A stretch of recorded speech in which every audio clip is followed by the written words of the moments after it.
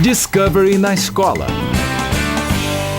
Em nosso programa de hoje, vamos explorar as pistas genéticas e arqueológicas que levam os cientistas a procurar nosso antepassado mais remoto na África, a origem do homem.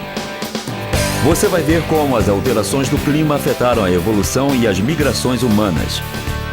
E como a reconstrução de um crânio feita por médicos legistas serve de elo com o nosso passado. Preste atenção nas perguntas, nas atividades e nas fontes indicadas ao fim de cada segmento. Pense nisso antes de ver o primeiro segmento de África, a origem do homem, parte 1. Pense em como a geografia afetou o trajeto da migração humana há milhares de anos. Que papel o clima teve sobre a influência das primeiras migrações humanas? Enquanto assiste ao programa, procure fatores que fizeram os humanos migrarem para terras novas. Discovery na escola apresenta agora África, a origem do homem, parte 1.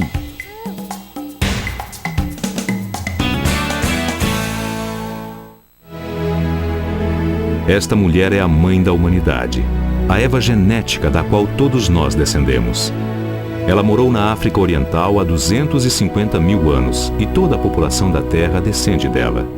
Suas filhas e netas levariam os humanos modernos para além da África, populando assim o resto do mundo. Essa foi a jornada mais incrível e mais importante jamais empreendida pela humanidade.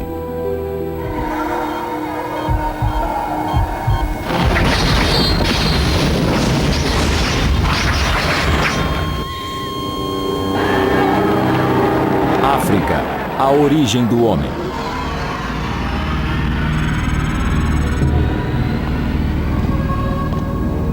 Há 150 mil anos, o mundo estava sob a influência de uma idade do gelo. As calotas polares tinham avançado. O nível dos mares baixado 120 metros, e o norte da África era um enorme deserto com pequenas ilhas de vegetação. Nessas ilhotas verdes havia pequenos grupos de pessoas. Eram os primeiros humanos modernos. Os arqueólogos podem nos descrever em detalhe como viviam esses homens modernos. Eles fabricavam ferramentas com muito capricho, compreendiam o passar das estações e sabiam quando a caça retornaria.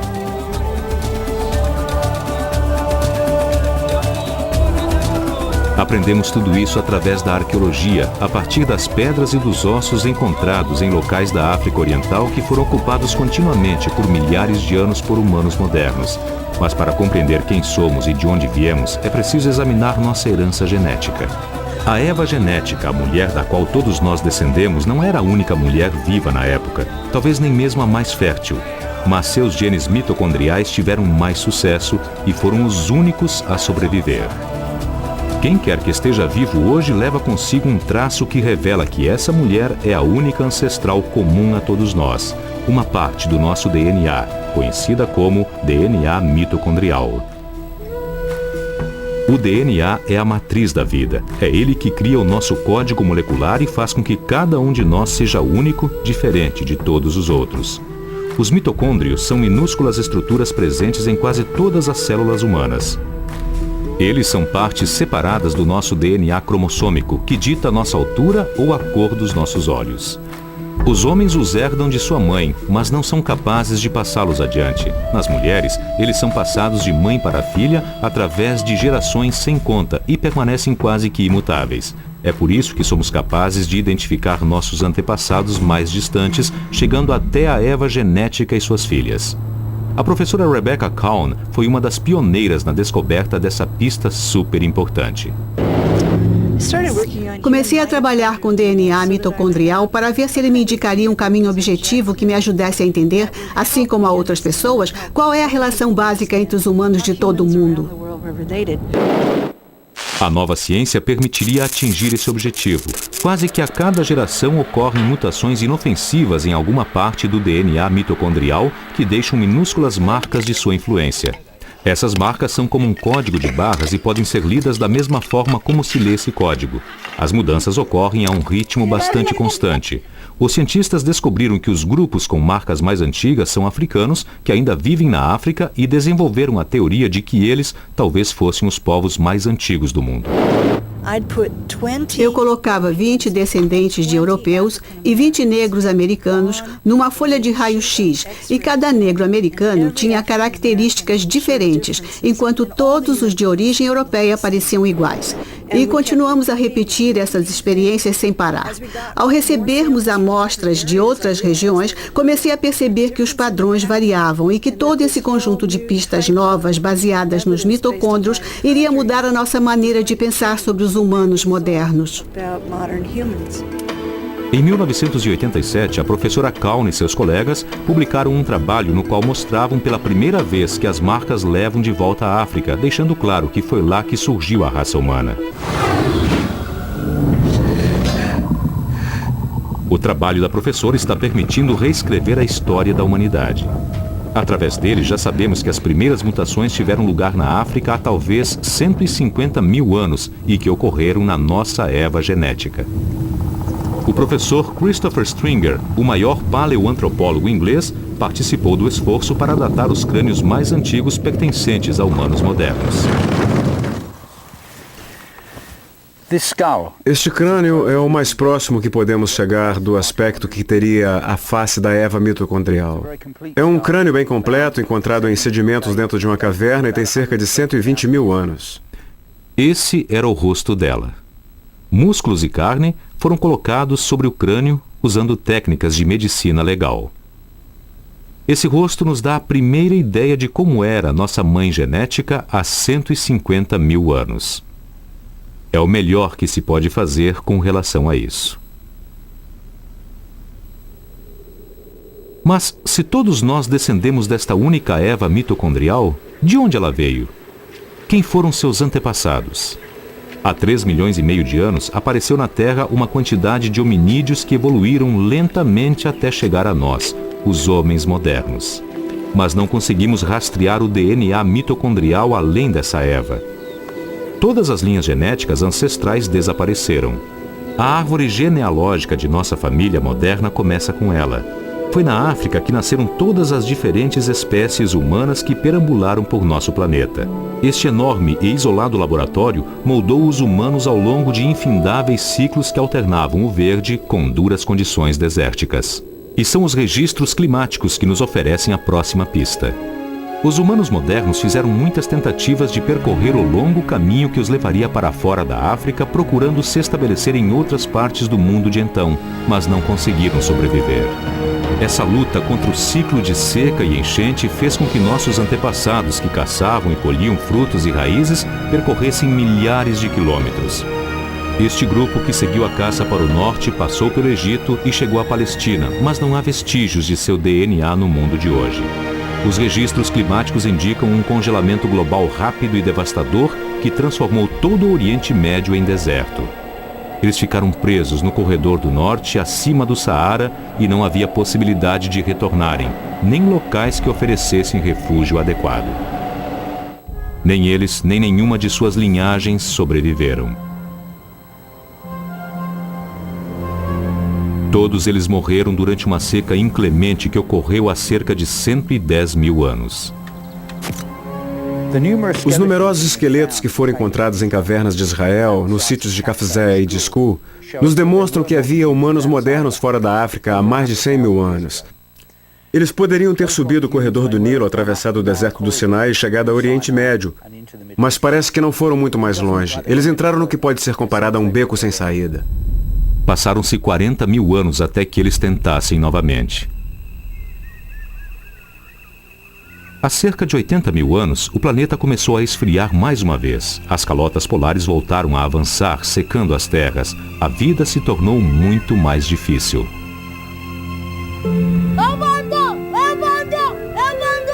Toda a região da África começou a secar e a água potável também começou a desaparecer. Os registros do nível dos oceanos indicam uma baixa acentuada no nível dos mares à medida que a água de todo o planeta passou a ficar retida no gelo que avançava. A caça tomou o rumo do norte e nossos antepassados, que caçavam e colhiam frutas, foram forçados a se tornar pescadores e viver à beira do mar.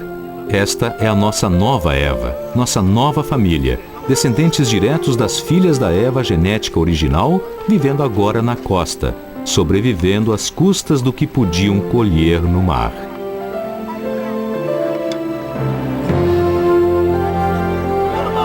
Nossa sobrevivência sempre dependeu do clima. Se o clima era bom, podíamos nos espalhar pelo mundo.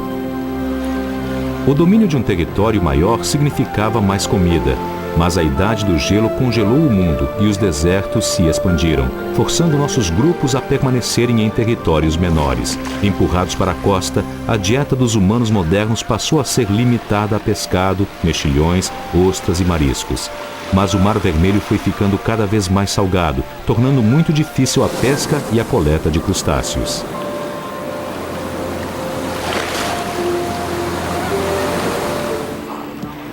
Quando a coleta à beira-mar e os peixes fisgados à ponta de lança não eram mais suficientes para sustentá-los, eles não tinham mais escolha.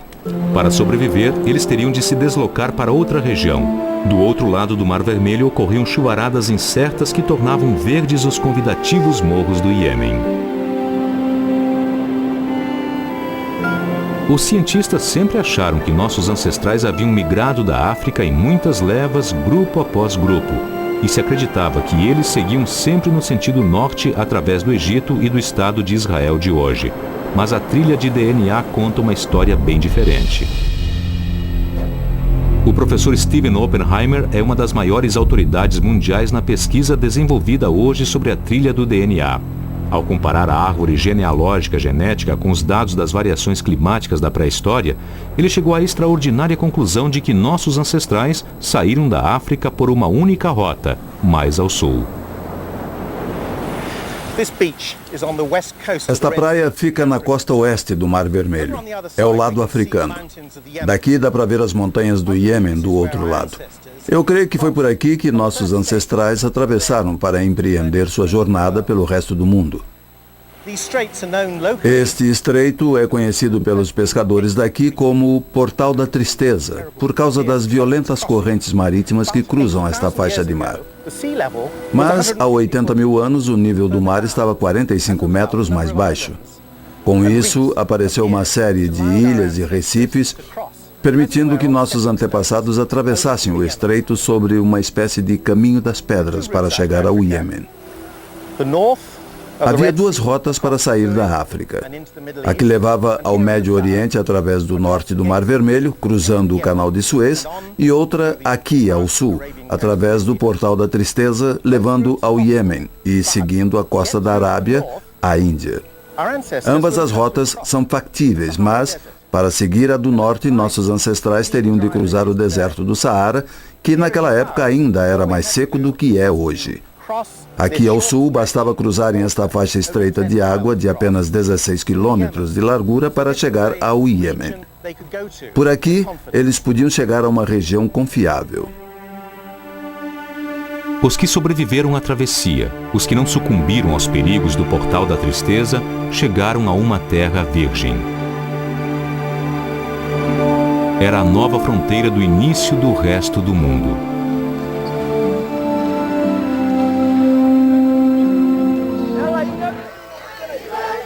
Sabemos que as filhas da Eva genética estavam entre os sobreviventes, porque delas descendem todos os humanos do mundo fora da África. A nova ciência de rastrear o DNA permite grandes avanços. Usando uma única linha contínua de DNA mitocondrial, os cientistas montaram uma enorme árvore genealógica que também mostra as marcas de mutação. Identificando as marcas no tempo e no espaço, o estudo mostra que uma vez fora da África, nossos ancestrais se dividiram, indo alguns para o noroeste, outros para o sudeste. Depois de deixar a África e o Iêmen, eles se separaram para sempre e nunca mais se encontraram. Quanto mais isolado estiver um determinado grupo, mais rapidamente a linha do DNA mitocondrial chega não a uma só pessoa ou mesmo um grupo, mas a uma clara linha de DNA mitocondrial. Algumas mulheres não têm filhas, algumas filhas não sobrevivem e, no fim, só sobrevive uma linha. Em isolamento total, eles só podiam se reproduzir dentro do grupo. O mapa genético mostra que são necessários cerca de 1000 anos para que as linhas mitocondriais sejam reduzidas a apenas uma linhagem genética compartilhada por todos os povos não africanos através de toda a história. E é essa linha única que convence o professor Stephen Oppenheimer de que ele está correto quanto à nossa ascendência africana.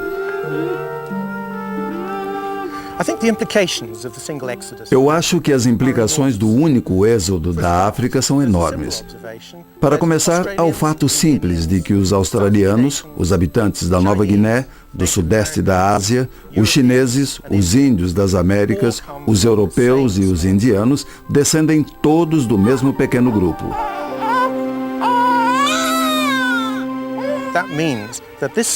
Isso significa que nos últimos 80.000 anos, aquele pequeno grupo diversificou-se enormemente, gerando populações fisicamente distintas em regiões diferentes do mundo que se adaptaram física e culturalmente aos novos ambientes que encontraram e exploraram.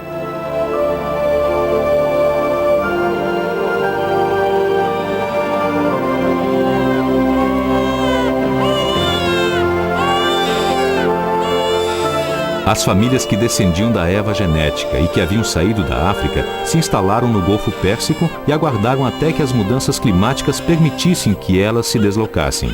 Seus descendentes formariam os povos do Oriente Médio, que se espalhariam para o norte, chegando à Europa 40.000 anos depois, para finalmente fundar as vibrantes metrópoles que conhecemos hoje.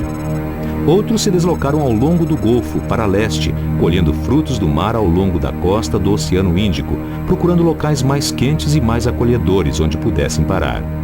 Em menos de 6.000 anos após chegarem às praias do Iêmen, nossos ancestrais chegariam à Malásia, comendo o tempo todo.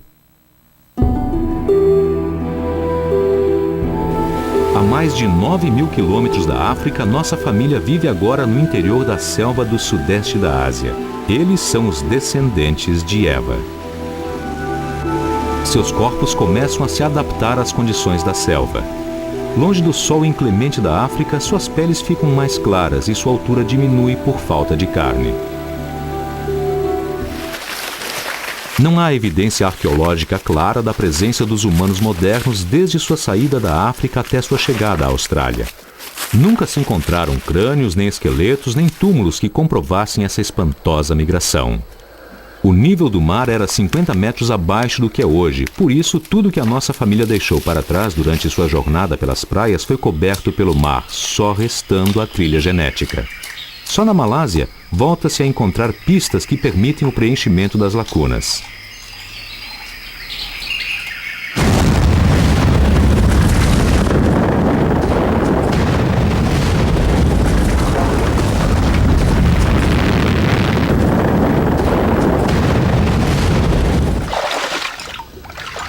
A grande erupção do vulcão Toba, que ocorreu em Sumatra há 74.000 anos, foi a maior explosão dos últimos 2 milhões de anos.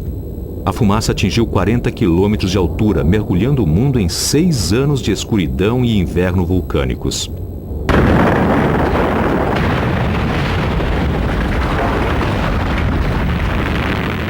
O norte da Malásia, a Índia e o Oriente Médio foram cobertos por um manto letal de cinza vulcânica. A grande explosão do Toba foi o evento mais destrutivo dos últimos 2 milhões de anos e nos fornece pistas positivas quanto à jornada da nossa família. Esse é o povo Samang, caçadores-coletores que vivem no interior da selva na península de Leyte. Com uma coloração de pele bem mais escura do que a de outros povos malásios que os cercam, eles fazem parte do grupo Orang Asli. O professor Stephen Oppenheimer acha que eles talvez sejam os remanescentes mais próximos de nossa família saída da África, que passou por aqui há 74.000 anos. Se nossos ancestrais passaram por aqui durante sua viagem da África para a Austrália e a Nova Guiné, É provável que tenham deixado sua marca genética. E já sabemos, através de levantamentos feitos anteriormente, que os Orang Asli, um grupo de tribos que vive na Península Malay, da Malásia, estão entre os povos mais antigos desta região, sendo que os Samang talvez sejam os mais antigos de todos eles. O professor Stephen Oppenheimer veio a esta vila isolada do Samang coletar amostras de DNA. Ele espera que elas confirmem a sua teoria. Se minha teoria sobre a saída deles da África há 80 mil anos estiver correta, eles teriam viajado cerca de 9 mil quilômetros para chegar até aqui em 6 mil anos, para poder estar aqui a tempo de assistir à grande explosão do Toba. Isso significa uma velocidade de 1,5 km por ano, o que é perfeitamente factível para o estilo de vida nômade que eles levavam ao longo das costas. Mas para determinar se eles pertencem ou não àquele primeiro grupo que saiu da África, precisamos examinar sua linha genética, principalmente o seu DNA mitocondrial. Isso nos dirá se eles descendem diretamente das filhas da Eva que nasceram logo que os humanos modernos saíram da África. Se suas linhas genéticas forem diferentes de quaisquer outras, isso sugeriria que eles estão isolados desde aquela época, há 70 ou 80 mil anos, e que eles se desenvolveram em completo isolamento. Por outro lado, é possível que descubramos que suas linhas antecedem as dos povos que vivem mais à frente, como os da Austrália e da Nova Guiné. É apenas através do rastreamento genético que se poderá dizer o que ocorreu. A pesquisa genética pode vir a provar que os Samang são uma raça anciã, mas não pode nos dizer exatamente quando eles chegaram aqui. Temos de encontrar novas pistas que validem a teoria. Estas ferramentas primitivas foram encontradas num vale coberto por floresta chamado Kota Tempen, perto de Panang. Há outros sítios por perto com o mesmo tipo de ferramenta. O que as tornam tão interessantes é que elas estão enterradas em cinzas do vulcão Toba, cuja explosão ocorreu há 74 mil anos. A professora Zuraina Majid estava procurando pelo antigo leito de um rio quando encontrou o sítio de Kota Tempen. O que a professora Majid encontrou foi, na realidade, uma oficina de ferramentas de pedra, que podia ser identificada como tendo 74 mil anos de idade. As cinzas cobriram o piso da oficina, e essa cinza foi datada como tendo 74 mil anos. Isto é um martelo de pedra que eles usavam e pode-se ver como a empunhadura dele é boa. Este era o lado usado para bater. Este é um machado, de um tipo muito comum na Ásia e no sudeste da Ásia. O que eles procuravam fazer era o ângulo da face. O ângulo da face tinha que ser correto. E a linha de corte tinha que ser afiada. Isto era usado para o trabalho pesado. É pesado e bem afiado. Talvez tenha sido usado para derrubar árvores. Kota Tempen também revelou um homem que tinha uma mente complexa. A tecnologia das ferramentas de pedra deles revela uma mente racional, sistemática e organizada como a mente do Homo sapiens.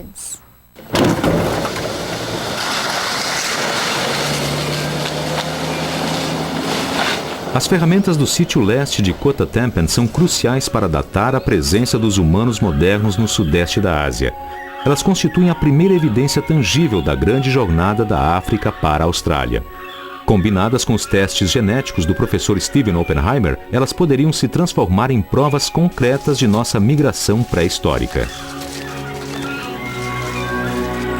Será que ele encontrou a pista de que precisava?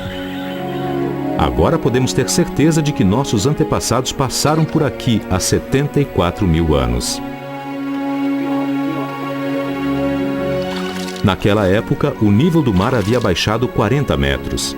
A maioria das ilhas do sudeste da Ásia estavam unidas e formavam um continente chamado Sunda. Os sobreviventes do inverno vulcânico do Toba levariam nossa jornada genética ao seu próximo e grande passo: chegar ao continente desconhecido da Austrália.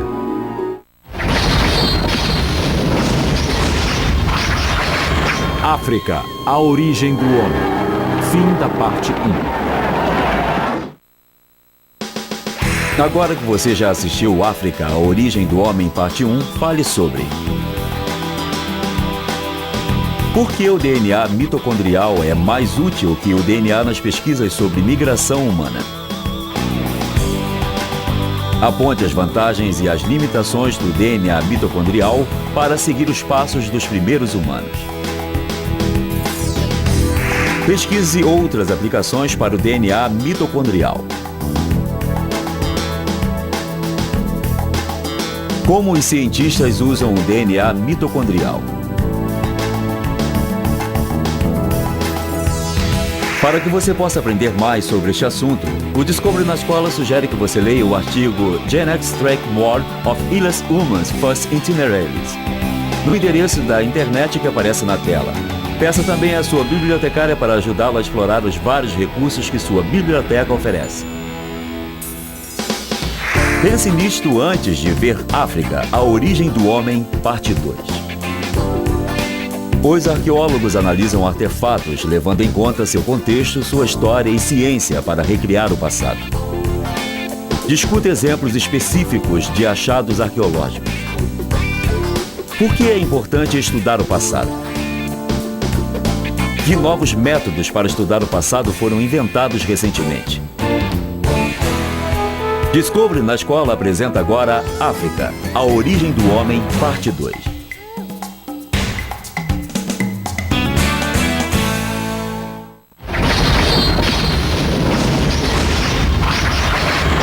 África, a origem do homem, parte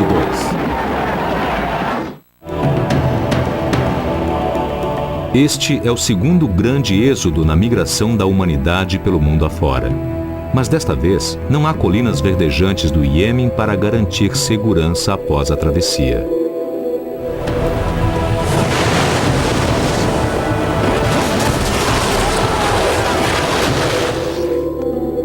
Por que eles se arriscariam a empreender uma aventura tão perigosa sem mesmo saber se poderiam desembarcar quando chegassem? Alguns cientistas acreditam que eles tenham sido empurrados pelo vento e desviados de sua rota, chegando a uma costa desconhecida por acidente. Mas novas pistas obtidas através da análise de DNA negam essa versão. O levantamento genético mostra que os aborígenes australianos têm linhas genéticas que só existem neles, vinculando-os diretamente às primeiras filhas de nossa Eva que saíram da África. Uma tal quantidade de linhas levadas por tantas mulheres que chegaram num espaço de tempo tão curto sugere uma travessia intencional, não por acidente, em uma jangada. O primeiro grupo chegou a 70 mil anos.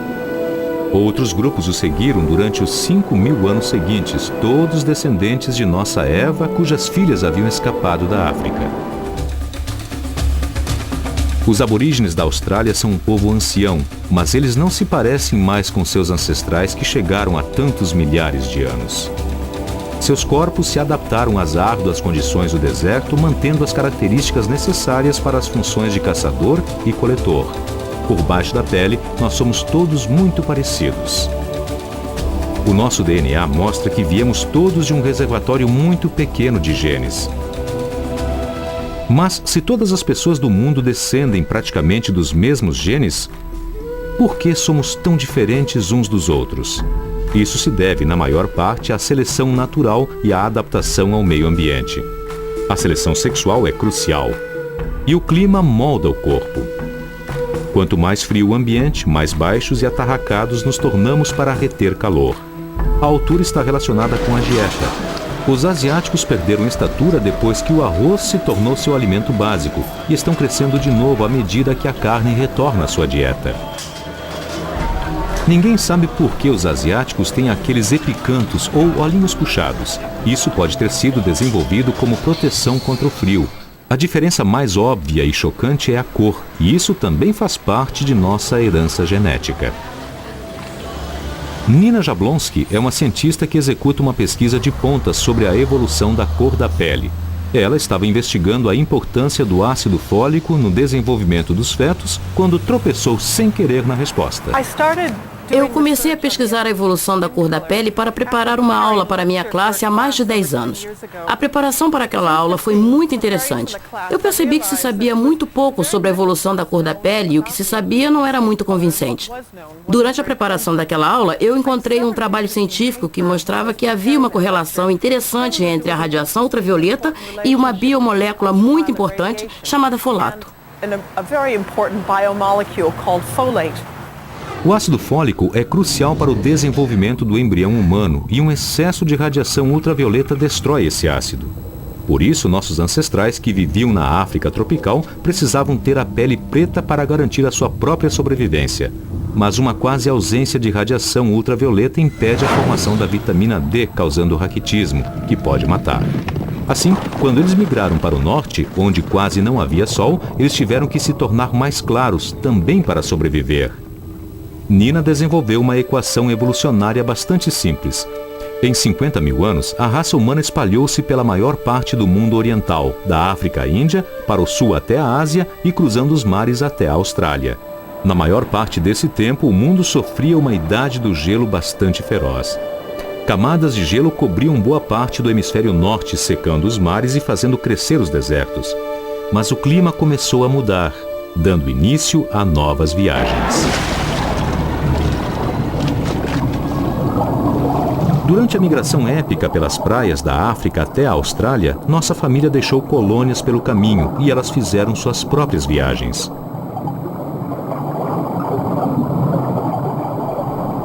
Um grupo atravessou a Ásia, chegou à China e foi mais além ainda. Outro saiu do norte da Índia e cruzou os Himalaias. E outro permaneceu aqui, no Golfo Pérsico.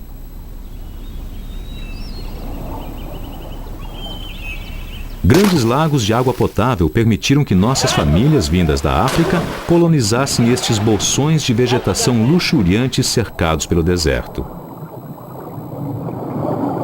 Esta região foi ocupada sem interrupção por mais de 30 mil anos, mas os ossos e artefatos desses povos ficaram submersos quando o nível do mar subiu.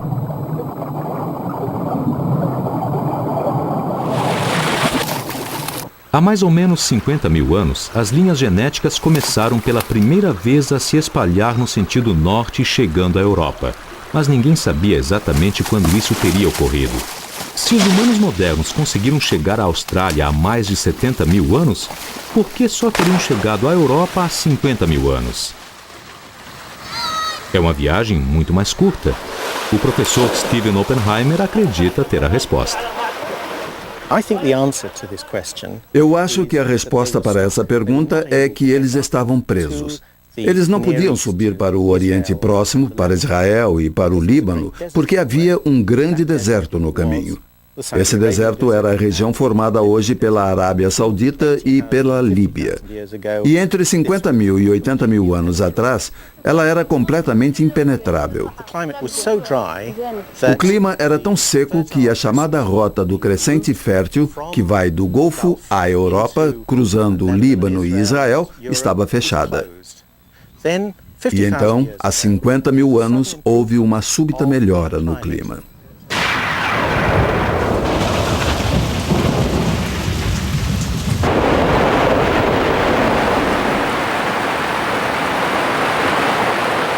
Depois de séculos de domínio do deserto, as chuvas chegaram.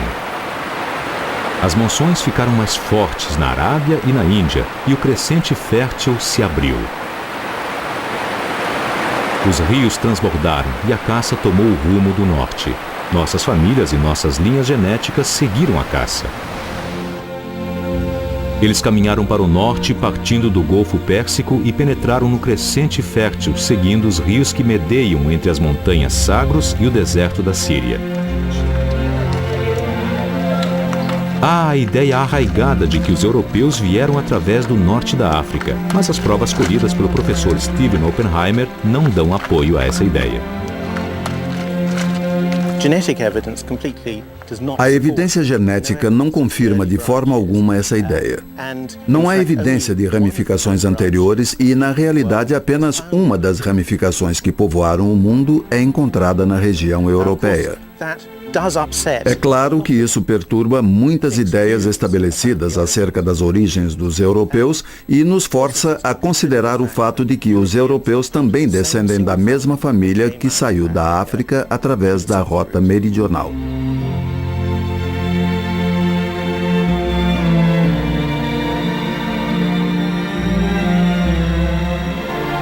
Essas famílias fundaram as primeiras colônias de humanos modernos que se estabeleceram com sucesso no Oriente Médio, a Síria e Levante, uma terra que ficava entre os rios Tigre e Eufrates, que são dois grandes rios que descem das montanhas da Turquia ao norte e chegam ao Golfo. Aqui, eles aprenderiam a cultivar safras, domesticar animais, tornando-se os primeiros fazendeiros. Os rios forneciam a água para irrigar as plantações. Havia muito peixe e muita taquara para fazer casas e barcos. E as palmeiras produziam grandes quantidades de tâmaras. Depois, seus descendentes construiriam as primeiras estruturas de pedra, que dariam origem às cidades da Mesopotâmia, Uruk e Sumer ao sul, Kish e as cidades muradas de Babilônia e Jericó. Havíamos dado os primeiros passos na criação das grandes civilizações que desenvolveram a escrita e a guerra e que fundaram os grandes impérios, tudo a partir de uma linhagem genética diretamente ligada à nossa migração para fora da África, há 80 mil anos. A partir dessas regiões, as famílias se espalharam rapidamente pelo Mediterrâneo, pelo sul ao longo da costa da Síria e pelo norte da África, atravessando a Turquia e os Balcãs, chegando à Europa.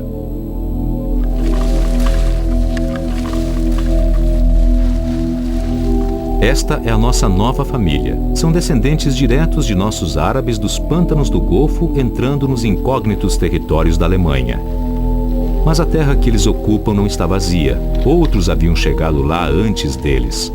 Os homens de Neandertal haviam sido os senhores da Europa por mais de 250 mil anos. O professor Chris Stringer é perito em Neandertais e o mundo deles. Esse povo ficou conhecido como Neandertal. Eles ficaram no centro de um debate sobre a evolução humana, pois poderiam ter sido nossos ancestrais, ou talvez representassem uma ramificação estranha da evolução humana. Eu tenho aqui um crânio mais completo do que o que foi encontrado no Vale de Neander, na Alemanha. Ele foi encontrado no início do século XX, na França, e nos mostra o aspecto da cabeça e da face do homem de Neandertal. Há um grande ressalto à altura das sobrancelhas, acima das cavidades dos olhos. A face toda é puxada para frente e há um nariz enorme. Não há queixo na mandíbula inferior. Hoje em dia achamos que os Neandertais talvez tivessem se adaptado ao frio. Eles evoluíram na Europa por centenas de milhares de anos sob condições mais frias do que as de hoje. E quanto ao seu formato, sua aparência física, eles eram baixos e atarracados, eram muito fortes. Esse nariz pode ter sido parte do mecanismo que permitia que eles respirassem ar seco e frio. Há uma ideia de que os Neandertais eram uns fortões idiotas, mas isso não é verdade. Eles eram completamente humanos. Seus cérebros eram tão grandes quanto os nossos. Eu acho que os Neandertais eram uma espécie diferente da nossa, mas uma espécie muito semelhante, como se fossem parentes. Talvez tivessem ancestrais comuns conosco. Quem sabe há apenas 500 mil de anos. Se for assim, os Neandertais eram totalmente humanos. Eles são 10 vezes mais próximos de nós do que os chimpanzés.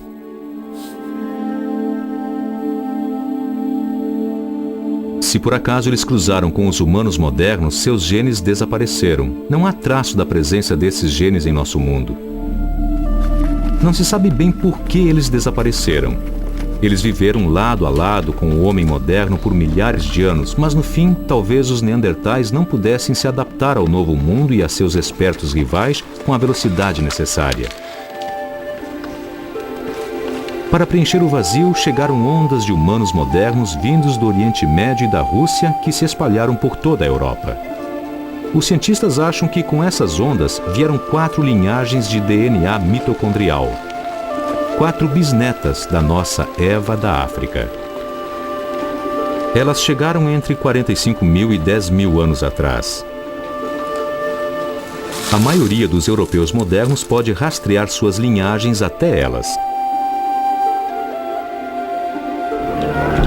Os humanos modernos foram até onde puderam no continente europeu. Atrás de nós, deixamos claras pegadas genéticas que conduzem ao movimento de saída da África que ocorreu há 80 mil anos. O mundo voltara a esfriar num prenúncio de uma nova idade do gelo. Mas os humanos modernos haviam encontrado um local para se estabelecer a 16 mil quilômetros da África do outro lado do globo, e 6 mil anos depois teria início a invasão do Novo Mundo. Nossas linhagens genéticas haviam se espalhado em todas as direções a partir daquela rota meridional de saída da África. E a última fronteira, as Américas, nos fazia agora marchar da Índia, do sudeste da Ásia e da China para o norte e para leste a partir das estepes mongóis da Sibéria, convergindo para o Estreito de Bering, a frágil faixa de terra que unia a Ásia às Américas. As Américas são um quebra-cabeça pré-histórico. Por muito tempo, os arqueológicos insistiram na afirmação de que ninguém havia chegado às Américas há mais de 15 mil anos. Mas informação recentemente obtida pelo estudo da trilha genética indica que nossos ancestrais atravessaram a Beríngia, uma ponte de terra que ligava a América do Norte à Ásia entre 25 e 20 mil anos atrás. Essa foi a última grande jornada para popular o mundo e todas as linhas genéticas conduzem a esse objetivo. Esses são os primeiros americanos.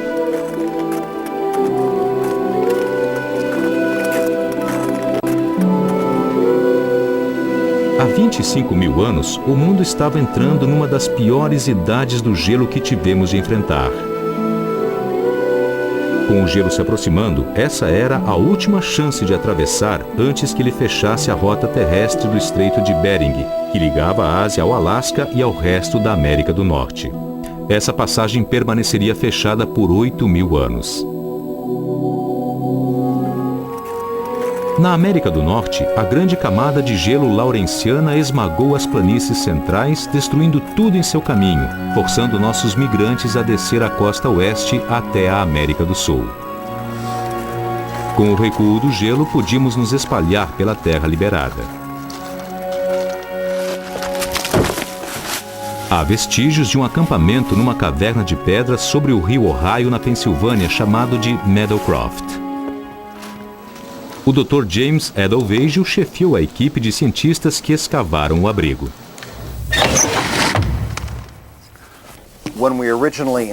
Quando nós o encontramos, presumimos que ele não conteria qualquer material cultural, mas de fato havia uma quantidade de artefatos e outras indicações da presença humana, muitos milhares de anos antes do que se estimava como idade máxima dos povos do Novo Mundo. Espalhados pela superfície e em camadas mais profundas, em volta dessas fogueiras, há uma série de artefatos, entre os quais os mais notáveis são fragmentos de material para a fabricação de lâminas como este e lâminas que foram feitas deste material. O que distingue esses itens é que eles, além de terem sido fabricados em sua maioria por grupos mais recentes de paleo-índios das Américas, têm muita semelhança com lâminas do norte da China e datam de 28 ou 29 mil anos atrás. Na realidade, se colocassem cópias dessas lâminas numa coleção de lâminas chinesas, eu não poderia dizer a diferença. O que os vestígios de Meadowcroft nos sugerem, assim como dados que começam a emergir de outros sítios na América do Norte, é que não houve apenas uma migração de humanos para o Novo Mundo, como foi postulado nas últimas 2 décadas, mas houve de fato uma série de culturas ou emanações. Já se estabeleceu um padrão de entradas múltiplas para a migração para as Américas. Esses colonizadores iniciais trouxeram muitas linhas genéticas diferentes. Eles vieram da Sibéria, da China, da Ásia Central e até de bem mais ao sul, da Malásia e do Japão. Em 1996, um esqueleto conhecido como o Homem de Kennewick foi descoberto nas margens do rio Columbia, no estado de Washington. Quando ele foi trazido para Jim Chatters, um antropólogo legista, ele pensou de início que fossem os restos de um pioneiro do século XIX. Ele ficou assombrado quando a datação por carbono radioativo indicou que o esqueleto tinha 9.500 anos. Era o esqueleto mais antigo jamais encontrado na América do Norte. Mas o que realmente deixou Charters intrigado foi que, apesar de sua idade, o homem de Kennewick não se parecia com os índios americanos modernos. Seu crânio é caucasoide, não é mongoloide, e a reconstrução de sua face mostrou semelhanças claras com os Ainu que viveram no norte do Japão. O homem de Kennewick foi muito surrado. Ele tinha várias costelas quebradas, um braço ferido e ferimentos no crânio, além de artrite no pescoço, nos joelhos e nos cotovelos, o que indica que ele não era mais um jovem. Mas o que o distingue, o ferimento mais interessante do ponto de vista da medicina legal, é que ele tinha a ponta de uma lança incrustada na bacia.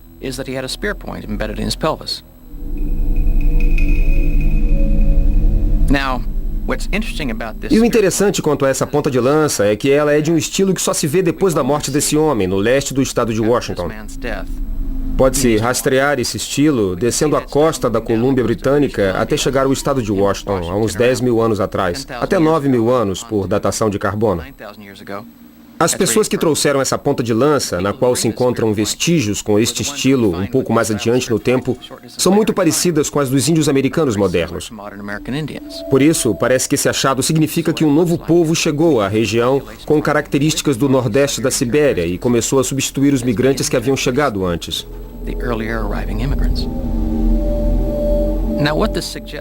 E o que isso sugere, numa visão mais ampla, é que se desenvolvia um conflito. Seria um conflito entre pessoas? Será que alguém ficou zangado por causa de um motivo fútil?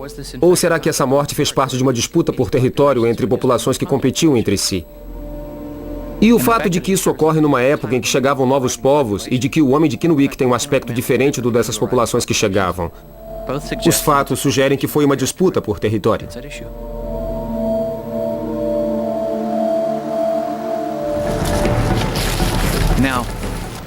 Agora, pelo ângulo de entrada e a velocidade de impacto, fica bem claro que essa lança vinha dirigida para ele e ele podia ver a lança chegando.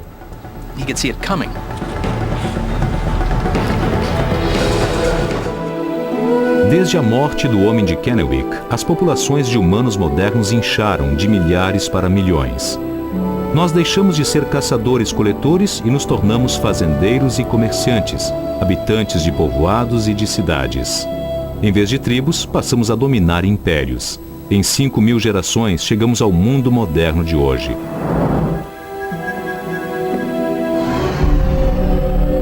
Foram obtidas amostras de 5 pessoas em Chicago para rastrear suas árvores mitocondriais. Depois de analisar as amostras, os cientistas descobriram uma marcante conexão entre um grego e um índio americano. Você é grega, Angela. Angela Treques é grega e veio morar nos Estados Unidos. Leonard Malatari é um índio americano da tribo Cri. E ambos pertencem à mesma pequena e rara ramificação de nossa árvore genealógica, pois compartilham um ancestral comum que viveu há 30.000 anos, talvez no sudeste da Sibéria. Ao popular um mundo vazio depois de sair da África, alguns dos humanos modernos se dirigiram para o norte, chegando à Rússia Central. Ali nasceu uma filha que continha uma nova marca, que vamos chamar de X. Seus filhos se separaram. Alguns foram para o oeste em direção à Europa. Outros foram para o leste, atravessaram a Sibéria e chegaram à América. Treques e Malatari chegaram à América partindo de pontos opostos da Terra e agora se encontram pela primeira vez em Chicago. Há 80.000 anos, um minúsculo grupo de humanos modernos enfrentou os horrores do Mar Vermelho e deixou a África para sempre. Eles levavam consigo o futuro do mundo. Há 10.000 anos, eles já haviam chegado a todos os cantos do planeta. Essa foi a mais importante e mais incrível jornada que já realizamos. A ciência nos diz que há uma cadeia contínua que nos vincula com o nosso passado e com cada um de nós, pois todos nós compartilhamos da mesma herança genética deixada por nossa Eva ancestral. Talvez seja essa a mais importante mensagem que devamos transmitir no futuro. Continue assistindo. Vamos apresentar agora em Discovery na Escola assuntos para discussão e para atividades, além de fontes de pesquisa sobre África, a origem do homem.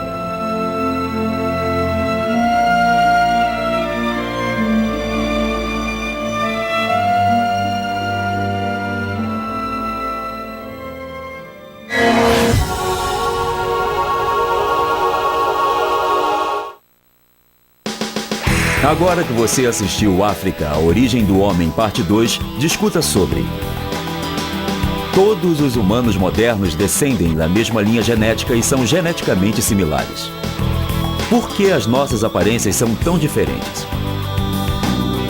Faça uma lista de fatores que afetam a altura, peso, cor da pele, formato dos olhos e outros aspectos da aparência física. Tente isso. O Neandertal e o homem moderno podem ter coexistido por 6 milhões de anos. Investigue os dois grupos e crie uma história ou um mural que mostre as diferenças e as similaridades entre eles. Para você aprender mais, Discovery na Escola sugere que você entre na página do Science Dale, no endereço da internet que aparece na tela. Peça a sua bibliotecária para ajudar você a explorar os muitos recursos existentes na sua biblioteca.